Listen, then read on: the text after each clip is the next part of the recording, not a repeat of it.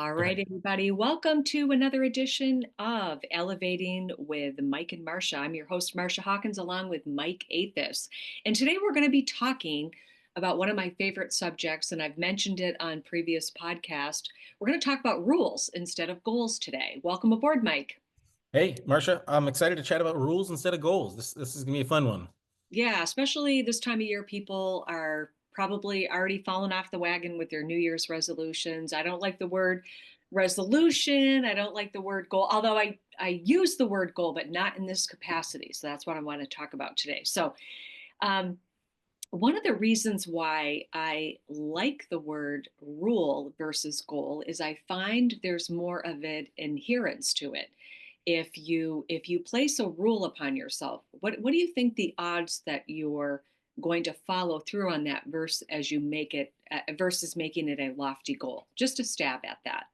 Well, I think rules generally, like we're trained from a very young age to follow rules and to be rule followers, or the flip side to be rule breakers, I guess too. I mean, you could look at it both ways, but I think if there's a rule, generally speaking, that you got to follow that and live by whatever that code is. So, I can think about just being a dad to my daughter Margot and talking about, hey, this is the rule. She knows there's no messing around with it, and so it's a hard and fast full stop, I guess would be the best way to put it. That it is what it is. That's the law. It has to happen. Yeah, and I guess I would say, I mean, if you are in a restaurant or a public place, you can tell well-behaved children from not well-behaved children. Yeah. And I don't think a parent is going to say to a child, today's goal is for you to behave. I just don't think that you're right. You use rules. You draw a line in the sand, and if you cross it, there's a consequence. And that's the kind of the framework. And I've done a couple of podcasts about rules versus goals.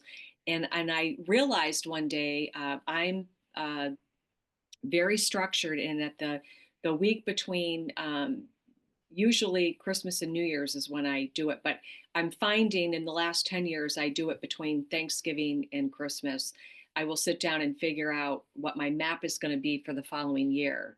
Yeah. And I realized when I changed the word from goals to rules, I felt that I was more, I like to write them, and I handwrite them. I don't print, I don't type them. I handwrite them. I find when I write them, they really come more from um, both sides of my brain instead of one.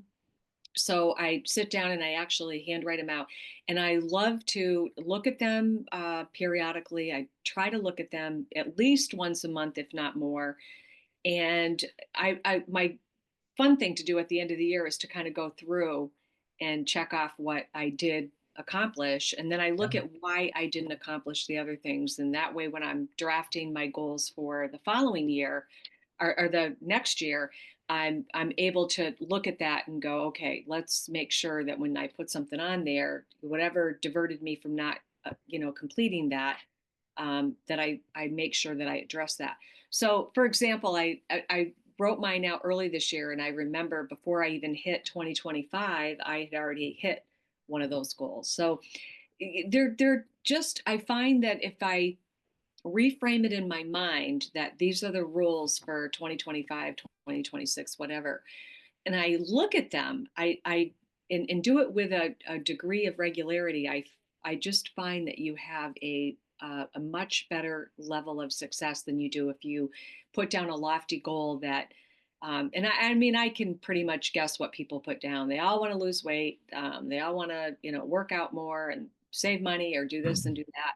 And those are all really good. But unfortunately, writing a goal out really is, it's like buying shelf help books, as I call them. You Sure. can buy a self-help book and you can read it. You can read it 3 times, but if you don't then, extract what you need to do, it's not even worth reading. And that's why a lot of self-help books, people will read them. It's the execution piece that people just can't seem to master. Well, I think you just said something interesting. Like you write down your rules every single year so that you can refer to them. You can look at them. Mhm. I'm a very visual person, and so being able to look at what is my objective here, and to be able to run with that, and keep my ship, metaphorically speaking, pointed in that direction, is a big deal. So so yeah, I mean, of course, there's all those self-help books that you can fill up a bookcase. I have a bookcase right behind me of a ton of leadership books, and various self-help, I guess. How are those working out? Well, you know, we're here, right? So, I'm only kidding you. but no, I think there's a huge value with that, but I think being able to look at what your objectives are is a huge thing. And one of the things that I do, again, I'm a visual person, and I have dream boards, goal boards that I'm looking at all the time. I'm a very visual, and I mean that's how my brain thinks. So I for actually say it out loud. yeah, yeah. I mean, but Even when I'm driving, for the day, because while I do have rules, if you will, for the year, I have daily ones as well. I'm a big 3 by 5 card, and I write it down. So as we were talking prior to recording the podcast, I was writing stuff down that I needed to accomplish. So, yeah, you I know, have my chicken scratch everywhere, yeah, absolutely, that's absolutely. how it works. But you are a visual person. But I will say, I know we were making light of the shelf help books, but how many times have you and I had something planned that we've canceled it and went, yeah, and didn't do it? Yeah, Ever. We do it. We yeah, execute. And that's, I think, what I really want to hammer home today for this podcast is write those rules, but underneath that rule, you've got to do bullet points on how you're going to accomplish that goal.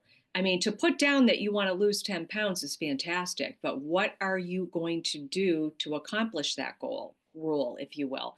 yeah, So I will write down, let's say I write down, I want to make X amount of dollars a month in income, and I'm looking for what maybe a 25% increase over the previous, whatever it is. Okay. I will actually write down how I'm going to achieve that goal. If it's, and I'm pretty regimented in working out. I just am. But if I want to refine that, then I put down how I'm going to refine that. Maybe working out in the morning will work out better for me than the afternoon, or the evening. So I really try to be surgical about the execution of that goal. It's one thing to write it down. It's one thing to do a vision board. It's one thing to um, visualize, they tell you, see it, achieve it, or what is it? See it, believe it, achieve it. And I do subscribe to that, but it's not enough, I guess is what I'm saying. It's just not enough. You have to have an execution plan on how you're going to do that. And that's where I think so many people get off track with their goals and rules, like I like to call them, because they don't come up with a plan to execute it. I think it all has to, it boils down to reverse engineering. And Mhm. so yeah, if you have this goal, or this rule, and you set it out there, and you say, look, this is what's going to happen, you got to back into how is it actually going to happen, but what are the steps you need to take with it. Mhm. So reverse engineering is a big thing, because then I live and die by my schedule, for example. And I mean, whenever I'm talking to someone and we're trying to plan anything, I'm always pulling up my calendar and what do I do? But I also put in reminders. I'm like, if I have this task that I need to accomplish, I need to put into my schedule. I'm gonna do that at this time, this time, and this time, and these are the steps that need to happen in order to get there. So I think reverse engineering the direction that you're trying to get to is a big deal for me. So, and just planning it out, and the if you plan, what is it? If you fail to plan, your plan's going to fail. I mean, Mhm. that's what it is. So reverse engineering is a big deal. Yeah, absolutely. I like that phrase, reverse engineering, because that is exactly what it is. If you want to make a banana bread, you don't just bake a banana bread. You got to put down what those ingredients are so you can go purchase them or gather Yeah. them in your kitchen and make the bread. It's Yeah. it's really quite simple, but why do you think people struggle with that? I mean, I think life gets in the way a lot of the time, right? And so, yes, you have all these aspirations to make changes, and things don't always work out, and life gets in the way, and it's hard to make changes. You have to be very diligent and constantly thinking about it. That's why I think looking at them, just like what you said a few minutes ago, if you have it hitting you in the face every time I mean, go to this room or that room, and you see your rules listed out, that's a different thought process of, well, I did this between Christmas and New Year's. I thought I'm going to do, using your same example, I'm going to increase my income 25% this year. That's a 1 week out of the year type of a thing that you're sitting down and thinking about it. But if you have that hitting you in front of your face every time you walk into your office, or every time you walk into the kitchen, if it's a eat healthier goal, or if it's I mean, whatever the goal is, if you have constant reminders popping up, I think that's going to help propel you to achieve your desired results. Mhm. Well, I mean, I'm going to go out of the box a little bit, but can you imagine someone who is trying to quit drinking? Do you think that they would be better off with a goal of not drinking or a rule of not drinking? Yeah, 100%. It's got to Right. be one. You can't just say, you know what, I have a goal. I'm going to try to get to an AA meeting today. That's my goal, is to get to one meeting today. If you made it a rule, Yeah. and that's where I think people's results, if you will, kind of flip from not achieving them to achieving them, is where they impose that rule on them. Like, no, I have to do this today. And I really, if people could start reframing their thought processes as a rule versus a goal, I honestly believe they would achieve way more. But I hate to say it, but lazy is alive and well. And I think the internet, unfortunately, has made us even a little more lazy, if you will. And I don't know. I talk to people all the time, and I hear I want, but I don't hear I do. In addition to being able, you have to be willing. I mean, people will tell me all the time, oh, I was going to start a business like that, or I was going to, like, I Yeah. was, not I did. And I think that it's really reframing when you're, even your thoughts, whatever you're writing down, whatever you're looking at, look at how you're writing it, look how you're perceiving it in your mind. Because even if you perceive something you want to accomplish as a rule versus a goal, I am of the belief you've probably got a 75% chance greater of accomplishing that than if you make it just a goal. But again, you've got to put the reverse engineering in on that, on based on how you're going to be able to accomplish that.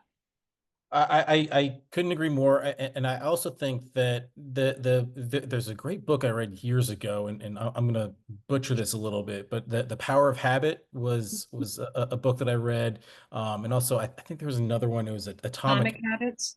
Uh, Yeah. uh, yeah, that's right, Atomic Habits.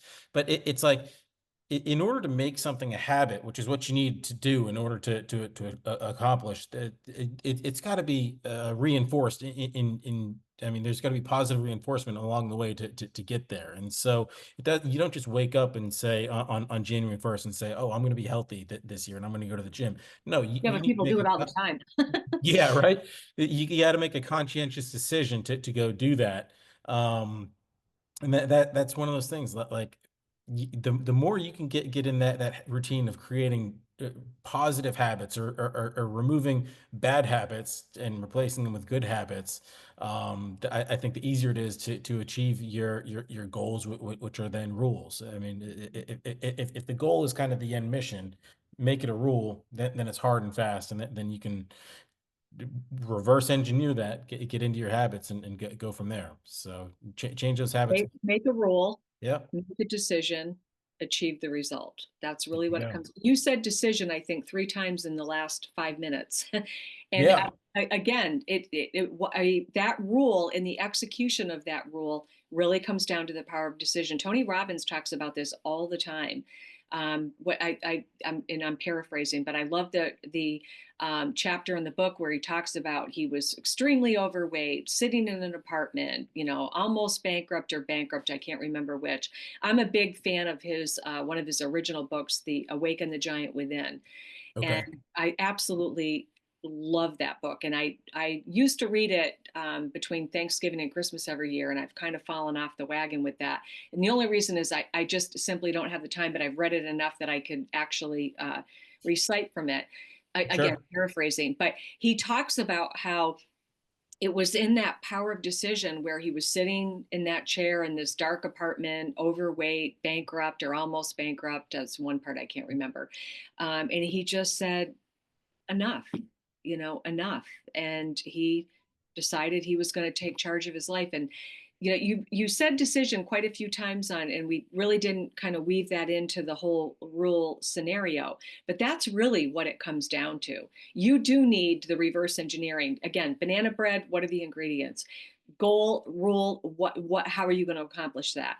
But it is in the decision of executing the ingredients to that recipe to have the end result of the banana bread. It's the same thing.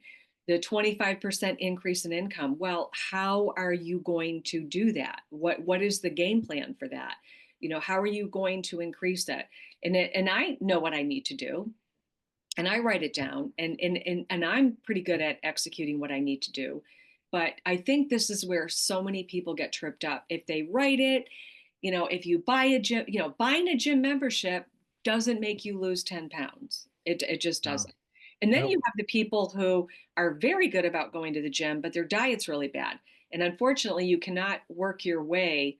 Working out is about 11% of your overall health, in terms of achieving your goals. So the other, is really the other component of that is what you're putting in your mouth. So again, power of decision. What are you eating and what are you doing? It reminds me so much, Marcia, of not to keep on the self-help books and that sort of topic, but the when one of the books that I read every single year is Think and Grow Rich by Napoleon Hill. And Napoleon Hill talks about having a definitive purpose. Mhm. Having a rule is the same thing as a definitive purpose. Thank you. It's Thank it's you. it's the Yep, exact I same never thought looked process. at it that way, but you're absolutely right. And I'm a big fan of that book as well. Yeah.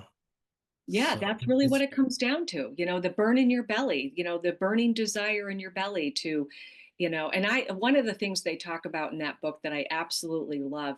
And if you're a business owner, and we do consulting work for business owners on a multitude of things from benefits to, insurance and just overall, getting your team on. overall business. Yeah, Yeah. yeah, just Overall business. yeah, not to divert from the podcast. But he talks about that circle of energy within your organization, and I'm the first one to tell you I'm guilty of it. But you think about a circle, and think about it being like electrical, and think about your team being comprising of that energy of circle, the circle of energy there. How many times have you had a bad apple on the team that is completely siphoning the positive energy out of that group?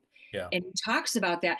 And I've taken many nuggets out of that book and executed it into my own businesses. But that one really stuck with me because how many times, again, comes down to the power of decision where you don't remove that person from your business, and yet they are siphoning all the good energy, and in some cases, sales and clients and customers out of your business. And sometimes we've spoken off podcast about how different things affect your business, and one of them is not being able to fire somebody, and having to have the right reason and all the regulations behind that. But I can tell you how many times we do not remove the negative energy out of our business and how damaging that can be. And again, what does that come down to? Power of decision. Yeah. Just not making that decision because it's just easier to leave them on. But I can tell you firsthand, that not making that decision can be absolutely devastating to your business financially and otherwise. Oh, well, I could go on for hours about when you think it's the right time to fire someone, you're too late. I mean, you should have done that long before that thought's even popping into your head. Yeah. Oh, yeah. I mean, I can think of one example off the top of my head, a recent one, and I knew from day one I should not have proceeded with this person. And a year and a half later, I was able to remove them, and I should have never let them on to begin with. There was a major red flag. There was extenuating circumstances why I proceeded, but at the end of the day, power of decision, I didn't make the right one. Yeah. End of story. Yeah. All right, I think that will conclude. I think we covered a lot of topics here today, Mike, that really revolve around setting those rules, intentions, whatever you want to call them, but understanding the execution piece of that and being able to incorporate that in to actually achieve the rule, goal, whatever you want to call it. All right, tune into another edition of Elevating with Mike and Marcia. We'll be back with more podcast to help you and your business. Make it a great week.